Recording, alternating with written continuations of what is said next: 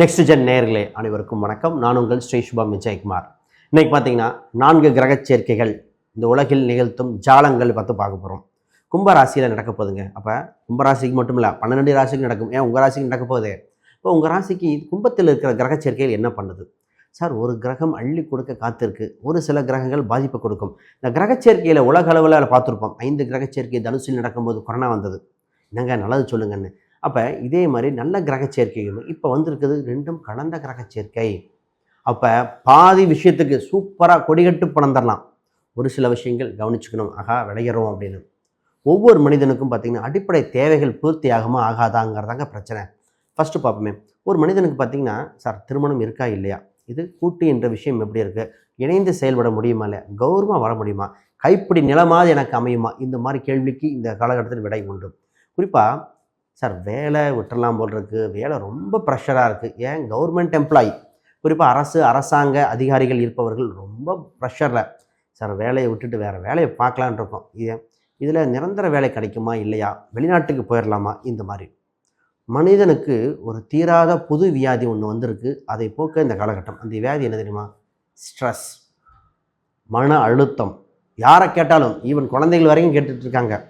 Sir என்ன சார்னு, இதுதாங்க அந்த பிரச்சனை. இந்த காலகட்டத்தில் தன் சொத்தை கவர்மெண்ட் எடுத்துக்குமா எடுத்துக்காதா, அடகு வைத்த பொருளை மீட்க முடியுமா முடியாதா, திருமணம் சம்மந்தப்பட்டதுக்கு ஏன் திருமணம் வரைக்கும் போய் நின்னது, பிஸ்னஸ் சம்மந்தப்பட்டதில் சம்பாரித்து வேலையாட்டும் கடனை அடைச்சிட்ருக்கேன், நான் மீண்டு வரலை. குழந்தை இல்லாத எண்ணிக்கை இன்றைக்கி கோயிலில் இருக்கிற நிகரான கூட்டம் ஐவிஎஃப் சென்டரில் இருக்குது இல்லையா? அப்போ என்ன காரணம்? உங்கள் ராசிக்கு என்ன சொல்லுது? எப்படி மாற்றம் பண்ணலாம்? சார் சம்பாதிக்கிறேன், கையில் நிற்க மாட்டேது, எல்லா ஆப்பர்ச்சுனிட்டியும் முயற்சி பண்ணுறேன், என் தகுதிக்கு தகுந்த வேலை கிடைக்கலையே, கௌரவம் இல்லையே, சொந்த பந்தத்துக்கு முன்னாடி நிற்கணுமே என்கிற போராடுற எண்ணங்கள் இந்த ராசிக்கு இருக்குது இல்லையா? அப்போ இந்த காலகட்டத்தில் 4 கிரக சேர்க்கையில் 11ஆம் இடத்தில் காலபுருஷனுக்கு நடக்கும் காலகட்டத்தில் அப்படியே ஒரு யூட்டர்ன் போடுங்க, டேர்னிங் பாயிண்ட் மாதிரி. சார் இந்த காலகட்டத்தில் நம்ம பல விஷயத்தை சாதிச்சுக்கலாம். ஒரு சில விஷயம் சொல்ல போகிறேன். சார் இதை விட்டுருங்க, இதை வேண்டாம், இதை விட்டு வெள்ளைக்கு நின்றுட்டோன்னு வச்சுக்கோங்களேன், அப்படியே அதை சொல்லுவாங்களே கிரிக்கெட்டில் வெல் லெஃப்ட் விடுற மாதிரி விட்டுட்டோம், அது பாட்டு போட்டோம். அதையும் தெரிஞ்சுக்கணும். இதுதான் இந்த காலகட்டங்கள். ஏன்னா சூரியன், செவ்வாய், ராகு இந்த காலகட்டத்தில் ரயில் சம்மந்தப்பட்டதை நம்ம கேட்க போகிறோம். மலை பிரதேசத்தில் நடக்கிற விஷயம் இருக்குது. அரசியல் சட்டத்திட்டங்கள், உலகில் வெப்பம் சம்மந்தப்பட்ட எரிமலை குழம்பு சொல்லுவோம், அங்கங்கே தீப்பிடிச்சி எறிகிறது, இந்த மாதிரி இதெல்லாம் மைனஸ். அப்போ மக்களாகிய நமக்கு அரசுக்கு எதிராக செய்கின்ற விஷயம் சக்ஸஸ் ஆகும். மக்கள் போராட்டங்கள் இதாகும். நம்ம நகை விலை கூடுது, கவர்மெண்ட்டில் நிறைய டேக்ஸ் போட்டிருந்தாங்க, இப்போ அதுக்கெல்லாம் பெனிஃபிட் கிடைக்கிற காலகட்டங்கள். அப்போ இதே இது ஒரு மனிதனுக்கு எலும்பு சம்மந்தப்பட்ட கேன்சர் சம்மந்தப்பட்டது, அதுக்கெல்லாம் மாற்று வைத்தியங்கள் வருகிற காலகட்டமாக இருக்கு இல்லையா? இதை பற்றி தெளிவாக பார்ப்போம். மொத்தம் உலக அளவில் மாறுதல் நடக்கிறது. நம்ம ராசிக்கு என்ன நடக்குது, நம்ம குடும்பம் அடிப்படை தேவைகள் பூர்த்தி அடைகிறது என்ன, ஜெயிச்சிருவேனா இல்லையா அப்படிங்கிறது கேள்விக்கு இதோ வீடியோ. சரி, முதல்ல புதுசாக பார்க்குறவங்க சப்ஸ்கிரைப் பண்ணிக்கோங்க. கேள்விகள் சந்தேகம்னா பார்த்துட்டு கமெண்ட் பண்ணுங்கள். மேச ராசி அன்பர்களுக்கு இந்த 4 கிரக சேர்க்கைகள் உங்கள் ராசிக்கு 11ஆம் இடத்தில் லாபஸ்தானத்தில் நடக்குது. சார் லாபஸ்தானத்தில் நடக்குது, லாபமாக இருக்குவா?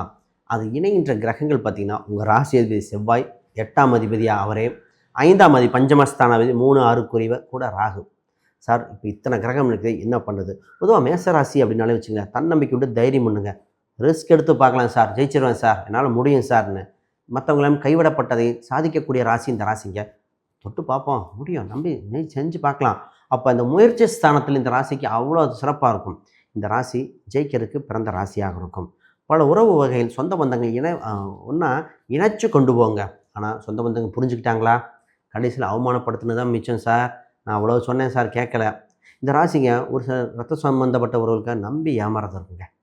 அப்போ ரொம்ப தைரியமும் உண்டு, நிர்வாக திறமையும் உண்டு, பாசமும் இருக்கும். சொந்த பந்தத்துக்காக இதாக இருக்கும். ரைட், இந்த காலகட்டத்தில் நடக்கிற விஷயத்தை பார்ப்போம். முதல்ல உங்கள் ராசிக்கு 5ஆம் அதிபதி 11 இருக்கும் காலகட்டத்தில் ஃபஸ்ட்டு விஷயம், சார் உங்களுக்கு மனசில் இருக்கிற கவலை நீங்கும், தைரியம் பிறக்கிற காலகட்டம். பார்க்கலாம், முடிஞ்ச பார்த்துக்கலாம். ஃபஸ்ட்டு ஒரு மனுஷனுக்கு தைரியம் ரொம்ப ரொம்ப முக்கியம். தைரியம் பிறந்து விட்டாலே அடுத்த வாழ்க்கைக்கு போயிடுவாங்க. முயற்சி செய்து பார்ப்போம், இடையிலாம் அப்புறம் பார்த்துக்கலாம் அப்படின்னு நம்பிக்கை வந்துச்சு. பார்த்தீங்களா, ரொம்ப ரொம்ப முக்கியமான காலகட்டம். இது கூட 6ஆம் அதிபதி சேர்ந்துருக்கு, 3, 6. நிறைய பேர் பார்த்திங்கன்னா இன்டர்வியூ வேலை இல்லாதவங்களும் வேலை கிடைக்கும். வேலைகளை மாறுதல் பண்ணணும், ஒரு சேஞ்ச் பண்ணிக்கலாம், இந்த மாற்றினா நல்லாயிருக்கும். ஒரு சூரியன்னா நிர்வாகம் அர்த்தம், மேனேஜ்மெண்ட் அர்த்தம். மேனேஜ்மெண்ட்டுக்குள்ளே என்ட்ரு ஆகணும். ஏன் இவ்வளோ உழைக்கிறோம், ஏன் இது கிடைக்கல? இந்த ராசிக்கு தானே இருந்தது. அப்போ இந்த ராசிக்கு இப்பொழுது ஒரு சேஞ்ச் உண்டு. ஜாபுக்கு முயற்சி பண்ணால் நல்லாயிருக்கும். குழப்பங்கள் கொடுத்தவங்க, தொல்லை கொடுத்தவர்கள் விலகுகின்ற காலகட்டமாக வந்தாச்சு. கூட ராகு இருப்பதால் அள்ளி கொடுத்து விடுவார். புதன் ராகு இருக்கும்போதே வளர்ச்சி புதனுக்கு. அப்போ என்னென்னா புதன் அவ்வளோ டெவலப் ஆகிடும். புதன்னா உங்கள் 6ஆம் அதிபதி இல்லையா சார், வேலையில் மிகப்பெரிய ஒரு சேஞ்ச் இருக்குது. சரி, இதே நேரத்தில் கடனை அடைக்க கடன் வாங்க ரெண்டுமே இருக்குது. என்ன சார் சொல்கிறீங்கன்னா, முதல்ல கடன் அடைக்கணும்னா ஒரு வழி பிறக்கும். ஏதோ திடீர் அதிர்ஷ்டம், திடீர் பணங்கள் வருகிற காலகட்டம். அந்த பணம் உண்மையாக வருமா சார், நம்பலாமா சார்? ஒரு சிலருக்கு பூர்வீக ரீதியாக வரும், ஒரு சிலர் விற்கப்பட்ட சொத்தில் வரும், வேலை மாறுதலில் திடீர் அதிர்ஷ்டம் வரும். இதில் அந்த டேக்ஸ் பெனிஃபிட் மூலம் வரும், கவர்மெண்ட் வகையில் ஒரு சிலருக்கு பெனிஃபிட் வருது. ஆக மொத்தம் ஏதோ ஒரு வகையில் கையிருப்பு பணம் வரும். அந்த பணத்தை எடுத்து சரியாக பயன்படுத்தும் போது என்ன நடக்கும்னா, இவங்களுக்கு ஒரு அதிர்ஷ்ட வாய்ப்பாக, சார் ஜெயிச்சிட்டேன் சார், முடிஞ்சது சார், சூப்பராக பண்ணிட்டேன் சார், இந்த மாதிரி ஒரு வாய்ப்புகள் வருகிற காலகட்டம் நிச்சயமாக வேலையில் பார்க்கலாம். திருமணம் சம்மந்தப்பட்டதுக்கு இந்த ராசிக்கு பொதுவாகவே 7க்குரியவர் 11ல் வரார். அப்புறம் உச்சம் பெற்று 12க்கு வந்துடுவார். பொதுவாக திருமணம் சம்மந்தப்பட்டு தடைகள் எல்லாம் விலகி திருமணம் நடக்க வாய்ப்புண்டு. திருமணத்துக்கு ரொம்ப நாளாக முயற்சி பண்ணி இருக்கா இல்லையான்றது திருமண வாய்ப்புகள் வந்துடும். திடீர் அதிர்ஷ்டம், திடீர் யோகம் மாதிரி நடந்துருங்க. அப்போ எதிர்பார்க்கல, திடீர்னு வரன் வருது, ஓகேவா இல்லையா அப்படின்னு ஒரு குழப்பங்கள் வரலாம். ஆனால் அற்புதமாக இருக்கும் திருமணம் சம்மந்தப்பட்ட பேச்சுவார்த்தைகள். இப்போ ஒரு சிலருக்கு பார்த்திங்கன்னா கம்யூனிட்டியோ சப்காஸ்டோ இந்த மாதிரி மாறி வந்தது. ஒரு சிலருக்கு ஆல்ரெடி பார்த்த வரன், நாங்கள் ஆல்ரெடி பார்த்தோம், அந்த வரன் இன்னும் பதில் சொல்லலை, திருப்பி அதே வரன் வந்திருக்கு, ஓகே சொல்லாமல், அந்த மாதிரி முடியுங்க இந்த காலகட்டம். மாணவர்களாகிய நிறைய பேர்த்துக்கு என்ன சப்ஜெக்ட் எடுக்கலாம், +2 படிப்பானா இல்லையா, மார்க் எடுப்பானா இல்லையா, இது ஒரு குழப்பம். சரி, மார்க் எடுத்துட்டா படிப்பானா இல்லையா, அடுத்து இன்ஜினியரிங்கா, டாக்டரா, இல்லை அக்கௌண்ட்ஸா, எது படிக்க வச்சா நல்லாயிருக்கும், இந்த குழப்பத்துக்கு இருக்கே பாருங்கள். அதோட சார் மேனேஜ்மெண்ட்டுக்கு பணம் கட்டிடலாமா இல்லை வெயிட் பண்ணலாமா, கோட்டா வாங்கிடுவானா, ஒரு பெற்றோர்கள் மனசு பதறும் பாருங்கள். இதுதான். இதில் ஒரு சிலர் பார்த்திங்கன்னா திருமணத்தில் மனக்கசவு 2வது திருமணத்துக்கு வந்து நிற்குங்க. சார் இப்போ திருமண உறவில் ஒரு விரிசல் ஏற்பட வாய்ப்பும் உண்டுங்க. அப்போ இந்த திருமணத்தை விட்டு வேறு திருமணம் பார்க்கலாமா, அப்போ திருமணம் பந்தமும் கொடுக்கின்றன, விரிசலும் கொடுக்கின்றன, ரொம்ப கேர்ஃபுல்லாக பார்க்கணும். இப்போ பூர்வீக ரீதியான சொத்துக்கள் சம்மந்தப்பட்டது இப்போ தான் சார் பிரிச்சுக்கலான் இருக்கோம். எங்கள் சொத்தை அவங்க சொத்தை பிரிச்சுட்டு ஆளுக்கு கொஞ்சம் எடுத்து நாங்கள் டெவலப் ஆகிறோம், எங்களுக்கு குழந்தை குட்டிகள் வந்தாச்சு. ஆன்மீக ரீதியாக ஒன்று தெரிஞ்சுக்கணும், நீங்கள் நேரடியாக கோயில் வழிபாடு மட்டும் தான் பண்ணணும். மறைமுக பூஜை வழிபாடு, மறைமுக வழிபாடுகள் உங்களை வீழ்த்திவிடும், போகக்கூடாது. சரி, பொருளாதார ரீதியாக எப்படி சார்? பொருளாதார ரீதியாக சூப்பராக 2ஆம் அதிபதி உச்சம் பெற்று சில காலம் இருப்பார். இந்த காலகட்டத்தில்ங்க பணம் எதிர்பார்க்கல, குடும்ப ரீதியாக பிரிந்த குடும்பங்கள் ஒன்று சேரும், குடும்பத்தில் திடீர் அதிர்ஷ்டம், திடீர் பணம் வரும். அப்போ குடும்பத்தில் நிறைய மாற்றங்கள் ஏற்படும். 10ஆம் அதிபதி உங்கள் ராசிக்கு 12ஆம் இடத்துல இருக்கார். சார் தொழிலை டெவலப் பண்ணுறேன் சார், தொழிலை பண்ணலாமா, உங்களுக்கு இது என்னென்னா கூட்டு என்ற ஒரு விஷயம் வரும், கூட்டாக தனிப்பட்ட முறையில் பண்ணலாமா, என்ன பண்ணால் நல்லாயிருக்கும் அப்படின்னு யோசிச்சு பண்ணுங்கள். பிஸ்னஸை டெவலப் பண்ணக்கூடியது. அப்போ ஒரு இடத்துல பர்ச்சேஸ் ஒரு பக்கம், விற்கிறது ஒரு பக்கமாக மாறி பண்ணணும், சரியாக பயன்படுத்த வேண்டிய காலகட்டம். இப்போ தொழிலில் வளர்ச்சியடைய வாழ்த்துக்கள். விளம்பரங்கள் கொடுக்க வேண்டியது இன்றைய காலகட்டத்துக்கு தகுந்த மாதிரி விளம்பரங்கள் கொடுத்தால் வெற்றி வாய்ப்புகள் உண்டு. சார் ஹெல்த் விஷயம், சார் ஹெல்த் விஷயம் தாங்க, ஹெல்த்து விபத்து ரெண்டும் கவனிக்கணுங்க. என்ன சார்னா, இந்த மாதிரி வண்டி வாகனம் கவனம், வண்டியில் ரொம்ப ஏசியெல்லாம் ரொம்ப பார்க்கணும், டிரான்ஸ்போர்ட் சம்மந்தப்பட்டதெல்லாம் பார்த்து ஓட்டணும். இது நிறைய பேத்துக்கு சர்ஜரி பண்ணலாமா, இது மாதிரி பெண்டிங் வச்சுருப்பாங்க, சர்ஜரி இதெல்லாம் பண்ணுறதுக்கு பெட்டரான அதாக இருக்கும். அதனால தான் கோயில் கும்பாபிஷேகங்கள் எதாக இருந்தால் போயிட்டு வந்திருக்காங்க. சர்ஜரி சம்மந்தப்பட்டது பண்ணால் நிறைய பேர்த்துக்கு மாற்றம் ஏற்படும். ஹெல்த்து ப்ரெஷரை பார்க்க வேண்டிய காலகட்டம். சரி, ஆக இந்த காலகட்டத்தில் நான் சொன்னதெல்லாம் நிச்சயமாக பாருங்கள். இப்போ பரிகாரம் கொடுக்க போகிறேன், நிச்சயமாக உங்களுக்கு வாழ்வில் மிகப்பெரிய வளர்ச்சி அடைய நிறைய விஷயம் உண்டு. நெக்ஸ்ட் ஜென் நேயர்களே, இப்போ பார்த்தீங்களா இந்த இத்தனை ராசி ரீதியாக பார்த்தது எல்லாமே கோச்சார பலன்கள்.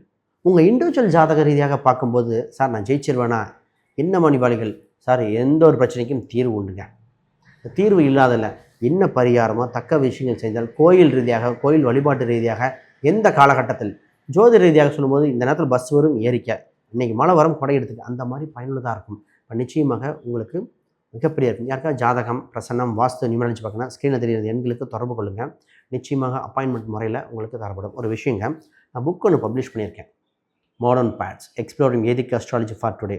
இந்த புக் பார்த்திங்கன்னா ப்ராக்டிக்கல் கைடுங்க. இன்றைய காலகட்டத்துக்கு தகுந்தாற்போல் ஜோதிடம், அனைவரும் ஜோதிடம் கற்றுக்கணுங்கிறதுக்கு உண்டான எழுதப்பட்டது.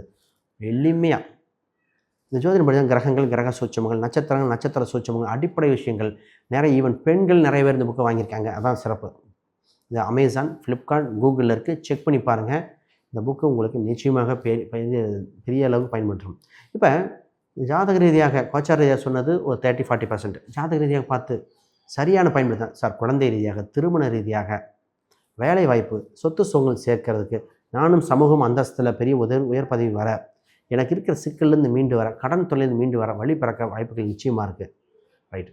யாருக்காவது பார்க்கணுன்னா கீழே இருக்கிற எண்களுக்கு தொடர்பு கொள்ளுங்கள். அனைவருக்கும் வணக்கம், வாழ்த்துக்கள்.